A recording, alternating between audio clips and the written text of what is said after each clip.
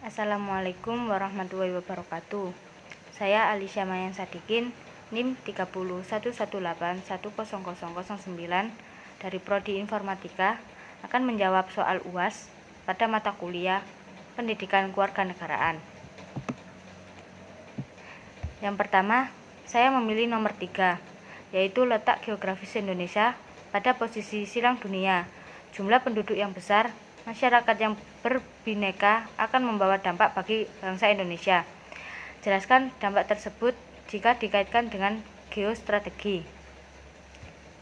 Jawabannya adalah, istilah posisi silang ini dikutip dari percakapan dengan Dr. T.B. Simatupang pada tahun 1989 yang dikemukakan oleh Insinyur Soekarno.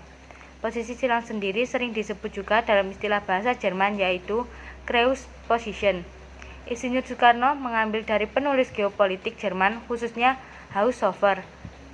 Jerman saat itu bersekutu dengan Jepang yang tengah menguasai Indonesia. Bung Karno memperoleh pengertian posisi silang itu baik dari pembicaranya, yaitu literatur Jerman, ataupun dari percakapan-percakapan dengan orang Jepang pada waktu penduduk Jepang, kata T.B. Simatupang. Posisi silang yang kita kenal selama ini menjelaskan bahwa letak geografis Indonesia di antara dua benua dan dua samudra. Indonesia terletak di garis khatulistiwa atau ekuator. Benua Asia terletak di utaranya, sementara di selatan ada benua Australia. Indonesia yang berbentuk kepulauan juga diapit Samudra Hindia di sisi barat dan selatan. Di sisi utara dan timur ada Samudra Pasifik. Sehingga berarti tentu bahwa tidak mungkin Indonesia tidak dilewati apabila ada hubungan antara kedua benua dan dua samudra, ujar T.B. Simatupang. Saat Perang Dunia, posisi negara dan samudra jadi hal penting. Dengan demikian, posisi silang di Indonesia sudah berubah dari abad yang lalu. Dampak yang timbul adanya letak geostrategi bagi bangsa Indonesia adalah perdagangan. Kemudian saya akan menjawab soal nomor 4, yang soalnya adalah, dalam masa pandemi seperti sekarang ini, diperlakukan kerjasama seluruh elemen bangsa dalam menghadapinya. Jika dikaitkan dengan konsep ketahanan nasional, berikan contoh upaya yang harus dilakukan pemerintah bersama masyarakat dalam mencegah penyebaran COVID-19. Jawabannya yaitu, salah satu tindakan awal yang dilakukan oleh Presiden Joko Widodo saat itu adalah dengan memerintahkan Kedutaan Indonesia di Cina untuk memberi perhatian khusus terhadap warga WNI yang terisolasi di Wuhan. Selain di tingkat pusat, langkah siaga juga dilakukan pemerintah daerah dengan menyiapkan 100 rumah sakit. Kesiagaan ini dilakukan juga di 135 bandara dan pelabuhan internasional dengan memasang alat pendeteksi suhu tubuh. Pada tanggal 27 Maret 2020, Presiden menyerukan untuk bekerja dari rumah, belajar dari rumah, dan ibadah di rumah. Kemudian pada tanggal 10-24 April 2020, pemerintah melakukan PSBB dengan harapan terputusnya penularan COVID-19. Pada tanggal 24-25 Mei 2020, pemerintah melarang untuk mudik sebab kasus COVID belum ada penurunan. Kemudian pada tahun 2021 sendiri, pemerintah mengadakan suntik vaksin dan PPKM yang masih berlaku pada hari ini. Kemudian saya akan menjawab soal pada nomor 5. Jelaskan elemen-elemen penting Trigatra dan Pancagatra dalam pelaksanaan ketahanan nasional. Bagaimana upaya dalam menghadapi globalisasi budaya? Jawabannya yang pertama adalah dengan cara menyaring setiap budaya asing yang masuk ke Indonesia untuk kemudian diadaptasi dan digunakan bersama-sama. Yang kedua, mempromosikan budaya asli Indonesia ke kancah internasional untuk menumbuhkan rasa cinta budaya Indonesia. Yang ketiga, menyukai dan menggunakan produk-produk asli Indonesia. Yang keempat, memperkuat persatuan dan kesatuan antar warga Indonesia yang memiliki budaya beragam untuk bersatu melindungi budaya asli Indonesia agar tidak luntur terbawa arus globalisasi, juga tidak hilang karena diklaim negara lain. Yang kelima, mematenkan setiap budaya Indonesia, serta mempublikasikan agar tetap terjaga dan menjadikan masyarakat Indonesia bangga memilikinya. Yang keenam, berpegang teguh pada nilai religius, spiritual, dan menumpuk rasa kebinekaan agar Indonesia tetap berjaya dengan budayanya. Yang ketujuh, meningkatkan kualitas nilai keimanan dan moralitas masyarakat. Kemudian, soal nomor 6 yaitu jelaskan makna pluralisme dan multikulturalisme. Kehidupan pluralisme dan multikulturalisme di Indonesia rentan terjadi gesekan antar kelompok dan golongan.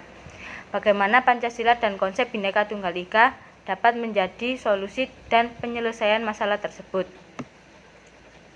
Jawabannya adalah multikulturalisme adalah sebuah pandangan yang melihat realitas sosial tentang adanya keberagaman dalam masyarakat. Pluralisme sendiri merupakan suatu keadaan atau sikap toleransi berbagai keragaman etnik dan kelompok-kelompok yang beraneka budaya dalam suatu wilayah atau negara. Dalam konsep multikulturalisme Indonesia, terdapat kaitan yang erat bagi pembentukan masyarakat yang berlandaskan Bhinneka Tunggal Ika, serta mewujudkan suatu kebudayaan nasional yang menjadi pemersatu bagi bangsa Indonesia. Namun masih ada hambatan yang menghalangi terbentuknya multikulturalisme di masyarakat. Dengan demikian, multikulturalisme di Indonesia menyediakan wadah untuk penampakan yang lain. Kehadiran yang lain itu harus dipahami tanpa reduksi atau distorsi. Yang lain itu harus tampil dalam soliditas dan kebutuhan masing-masing. Identitas adalah fakta yang eksotis dan dengan demikian mustahil digeneralisasi atau disimplifikasi. Perbedaan diterima sebagai sarana relasi, bukan ancaman destruktif atau dijadikan alasan untuk menjalankan represi. Itu kata Susi Fitri pada tahun 2005. Kemudian di soal nomor 7 ada mengapa korupsi disebut sebagai extraordinary crime atau kejahatan luar biasa. Jelaskan dampak perilaku korupsi dalam kehidupan masyarakat dan jelaskan peranan mahasiswa dalam mendukung gerakan anti korupsi beserta contohnya. Jawabannya adalah dikaji dari perspektif yuridis, maka tindak pidana korupsi merupakan kejahatan yang luar biasa atau extraordinary crime seperti dikemukakan oleh Romli Atmasasmita sebagai berikut. Dengan memperhatikan perkembangan tindak pidana korupsi baik dari sisi kuantitas maupun dari sisi kualitas, dan setelah mengkajinya secara mendalam, maka tidaklah berlebihan jika dikatakan bahwa korupsi di Indonesia bukan merupakan kejahatan biasa atau ordinary crimes, melainkan sudah merupakan kejahatan yang sangat luar biasa, yaitu dengan disebut extraordinary crimes. Selanjutnya, jika dikaji dari sisi akibat atau dampak negatif yang sangat merusak tatanan kehidupan bangsa Indonesia sejak pemerintahan Orde Baru sampai saat ini, jelas bahwa perbuatan korupsi merupakan perampasan hak ekonomi dan hak sosial rakyat Indonesia. Kemudian tindakan korupsi merupakan tindakan yang sangat merugikan negara. Korupsi mengakibatkan melambatnya pertumbuhan ekonomi suatu negara, menurunnya intensitas, meningkatnya kemiskinan, serta meningkatnya ketimpangan pendapat. Bahkan korupsi juga dapat menurunkan tingkat kebahagiaan masyarakat di suatu negara. Usaha-usaha yang dapat dilakukan oleh mahasiswa untuk mempengaruhi keputusan politik adalah dengan melakukan penyebaran informasi atau tanggapan atas kebijakan pemerintah, dengan melakukan membangun opini publik, jumpa pers, diskusi terbuka dengan pihak-pihak yang berkompeten. Selain itu, mahasiswa juga menyampaikan tuntutan dengan melakukan demonstrasi dan pengarahan massa dalam jumlah besar.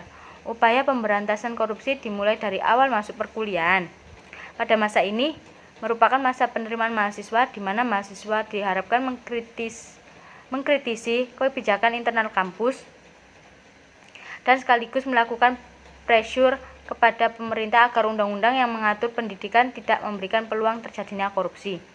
Di samping itu, mahasiswa melakukan kontrol terhadap jalannya penerimaan mahasiswa baru dan melaporkan kepada pihak-pihak yang berwenang dan penyelewengan yang ada. Selain itu, mahasiswa juga melakukan upaya edukasi terhadap rekan-rekannya ataupun calon mahasiswa untuk menghindari adanya praktik-praktik yang tidak sehat dalam proses penerimaan mahasiswa. Selanjutnya adalah proses perkuliahan. Dalam masa itu, perlu penekanan terhadap moralitas mahasiswa dalam berkompetisi untuk memperoleh nilai yang setinggi-tingginya tanpa melalui cara-cara yang curang. Upaya preventif yang dapat dilakukan adalah dengan cara membentengi diri dari rasa malas belajar. Untuk itu, diperlukan upaya investigatif berupa melakukan kajian kritis terhadap laporan-laporan pertanggungjawaban, realisasi penerimaan atau pengeluarannya. Upaya edukatif penumbuhan sikap anti korupsi dapat dilakukan melalui media berupa seminar, diskusi, dan dialog. Sekian dari saya. Wassalamualaikum warahmatullahi wabarakatuh.